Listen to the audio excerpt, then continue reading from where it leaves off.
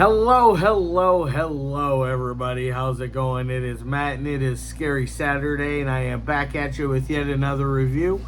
Before I roll on to any of that, I want to wish each and every one of you a great morning, evening, dawn, day, or dusk, all that lovely stuff, because life really is too short as is. Do me a really huge favor and like, share, and subscribe. I love seeing your beautiful faces when you are here. I know I'm here an awful lot, but I have an awful lot on my plate to review. And one last little tidbit of information. Check out the description box. I give you a bigger bite of every single movie of every single day. Today I gave you a brief synopsis, your starring cast, which, not gonna lie, it's a Joe Sherlock film. When I do the starring cast list, I list each and every person that's in the movie because they are like a star in when it comes to being in a Joe Sherlock film, because he is that good at portraying each character in a way that makes them feel like a star. I give you your director, like I said, Joe Sherlock, link for a trailer, runtime of the cut I am watching, a link for where you can watch it. It is a pay-per-view type thing, a VOD. And then also, if you decide, you can also purchase the movie, a physical copy I give you a link for. And then one last little thing, if you decide, you can help support Matt's Movie Mania and toss me a couple of bucks. Now, with all that said in mind and all that out of the way, let's roll on to the film of the day. And today's is a very interesting one. Like I said, it's from Joe Sherlock. It came out last year in 2023. Runs at about an hour and 13 minutes. It's got quite the plethora of the regulars of a Joe Sherlock film. The only person I noticed that was missing was, or only two people I noticed missing were Richard Johnson wasn't in this, and there was one other guy that is a Joe Sherlock regular that wasn't in here as well. But the guy from The Drifter, or not Drifter, Blood Creek Woodsman, and yeah, it is The Drifter. But anyways, it was still a very, very, very star-studded cast when it comes to a Joe Sherlock film. Now, what exactly is it about? Well, it's your typical Joe Sherlock affair where you have multiple stories going on at multiple times where you have to pay attention or otherwise you're going to be lost. But they're not the type that there's so many twists and turns that it feels like an M. Night Shyamalan Ding Dong movie. It feels much better than that. It's actually coherent and makes sense. Now, it's basically the return of Mr. Birch, played by Dale Wilson, who is one of my favorite Joe Sherlock regulars. He is back and is doing his experiments on Earth yet again. It starts out with a girl who is arriving at a hotel, and she is taken to her room by the I'm guessing the front desk helper person. I don't know who she was, but, or technically what her job title was, but I don't want to say bellhop. I think that sounds stupid, especially in today's age. But she's taken to her room, and the person is kind of like being a little nosy about, hey, why you here, what you doing, one of those kind of ordeals. And of course she gets the snide comments of, why don't you mind your own business, and things like that. She is kind of, the worker is kind of fishing for a tip. She tells her a tip, and then she leaves. She eventually goes off and takes a Joe Sherlock shower, as I like to call them. which this one definitely delivers on the Joe Sherlock showers on multiple occasions with multiple different women. There's, I think, probably 3 or 4 different shower scenes in this, if I remember correctly. There's at least 3 for sure. But she gets out of the shower. She lays down and falls asleep watching some television. And on the television is none other than our lovely Joe Sherlock regular Tonjia Atomic, who I love and adore. She is promoting something from Janus Cosmetics or something along those lines. It's something that gives you the impression that you'll look 5 years younger than you did 3 weeks ago, which makes no sense. It makes me laugh. But anyways, she wakes up and she's attacked by somebody in a cool pumpkin headed mask. And then eventually you have another story where a girl named Nadine, I think was her name, she is talking about how she is getting ready to have a date with a man that she's only had one previous date with before, and this time she's going to go all the way with him. And this man is none other than Mr. Birch. And so they have a dinner. She sneaks away for a phone call. He hasn't touched a single thing on his plate. As soon as she leaves for that phone call, he picks up the plate, takes it outside, throws the food off of it in the yard, proceeds to pull out a bottle of mayonnaise and starts squeezing the entire jar into his mouth. And eating it. It is by far so cringy. I can't imagine. I hope, for Dale's sake, that it really isn't mayonnaise that he's chugging down. But either way, it's, like I said, very cringe-inducing.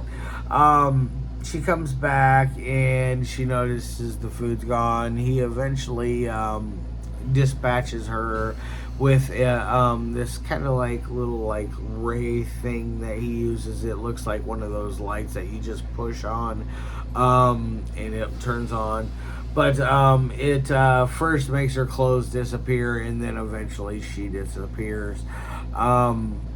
It's kind of funny. And then eventually you have a segment with Jackey Neyman Jones, and I forget the other lady's name in there right now, but they are looking for a alien creature on a different planet.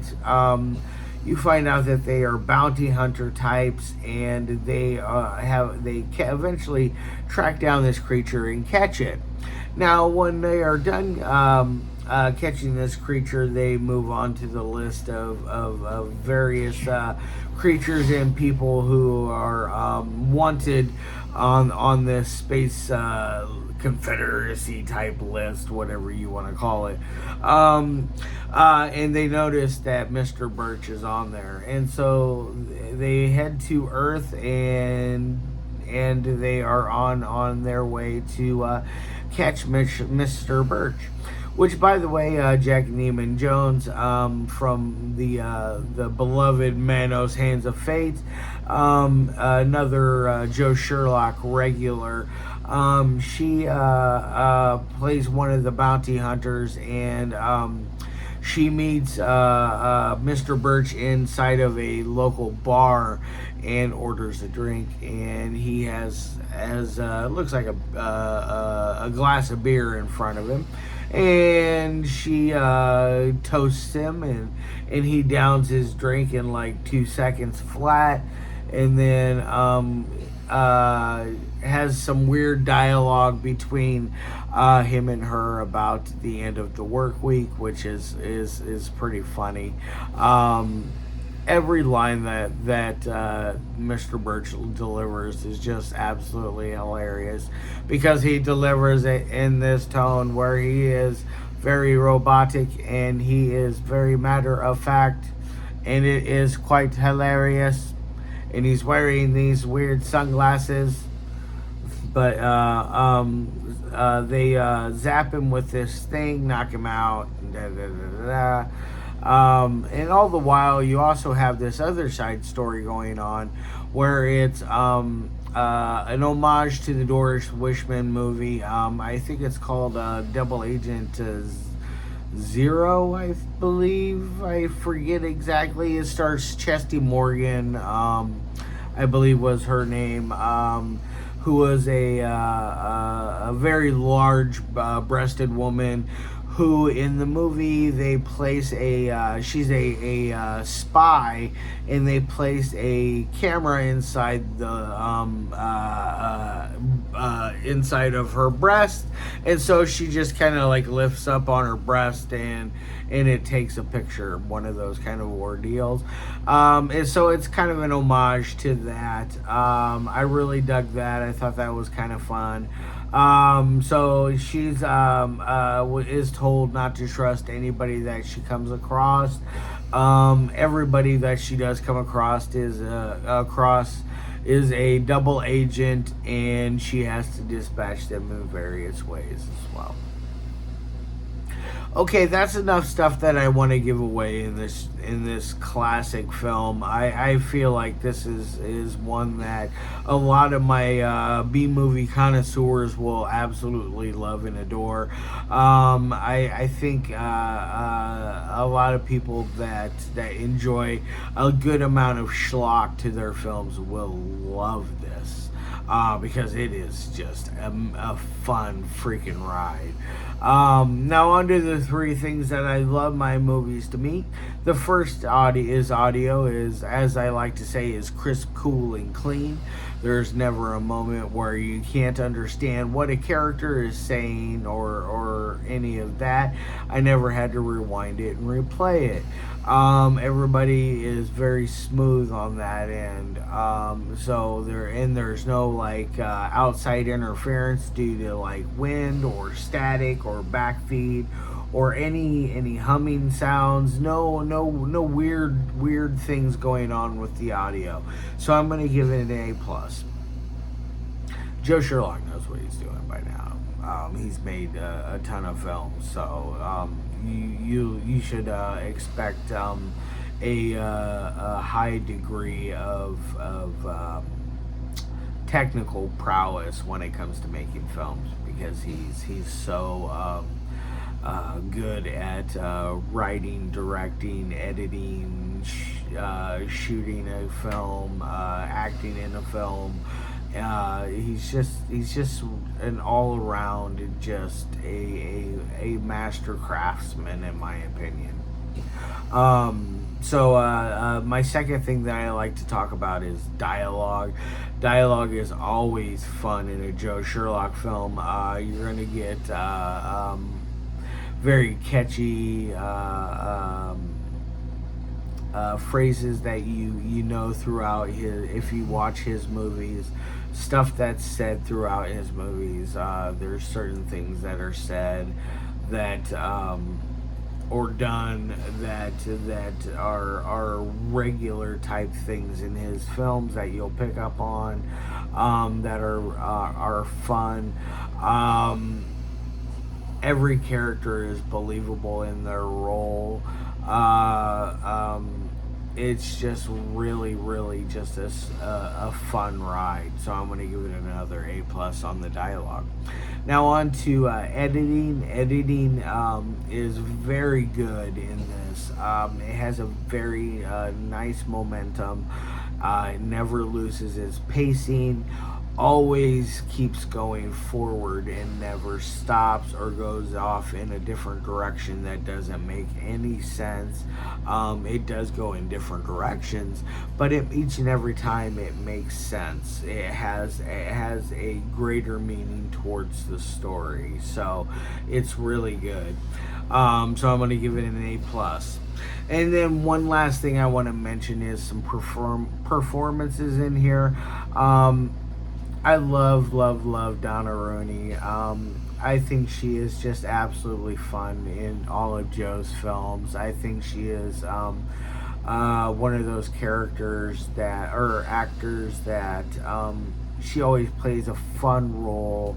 She always puts everything into it, and I love seeing her in his stuff. Jackie Neyman Jones is great as always. John Bowker has a great role as the host. You can't go wrong with Dale Wilson. Tonjia Atomic is absolutely great. You have a cameo by Kirk Sardonis. It's just, there's just good performances. You can tell everybody in this really loved and had some passion for this film, and that's what I love about this, and I hope all of you guys go out and check it out. And now on to my final score of 1 through 5. I'm going to give it a 4.5 out of 5. It is a very good film. This is one of the best Joe Sherlock films I've seen to date. I think it is about as perfect as you're going to get when it comes to making B movies and making it work on the level he does. Alright guys, love your faces. I'll be back at you on Monday. All next week will be dedicated to our good friends over at Toxic Filth.